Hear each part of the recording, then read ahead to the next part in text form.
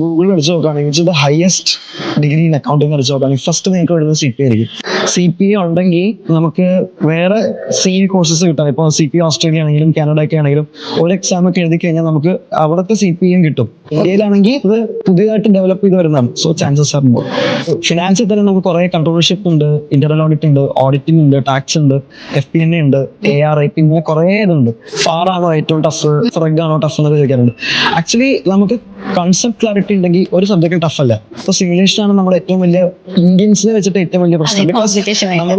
നമ്മളെ BCom ആണെങ്കിലും സ്കൂളിലാണെങ്കിലും അങ്ങനത്തെ ടൈപ്പ് ക്വസ്റ്റ്യൻസ് നമ്മൾ കണ്ടിട്ടില്ല.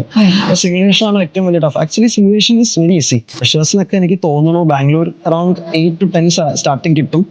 പ്ലസ് നമുക്ക് relevant experience to go. CPA crack ചെയ്ത് കഴിഞ്ഞാൽ നമുക്ക് ആ ഒരു ടാഗ് വന്നു. പിന്നെ the road in front is very easy for me.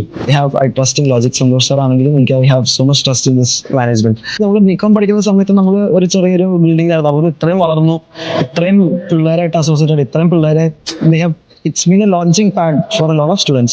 കുറെ സ്ഥലത്ത് കുറെ ഡിസ്റ്റിങ്ഷൻ ആയിട്ടുള്ള കുറെ അലുമിനി ഉണ്ട്. നമ്മുടെ ലൈഫിന്റെ തന്നെ ഒരു പാർട്ട് ആൻഡ് പാർസൽ, നമ്മുടെ കരിയറിന്റെ തന്നെ ഒരു പാർട്ട് ആൻഡ് പാർസൽ ആവാൻ പറ്റിയ ഒരു ഇൻസ്റ്റിറ്റ്യൂഷൻ ആയതിൽ ഐ എം വെരി പ്രൗഡ്.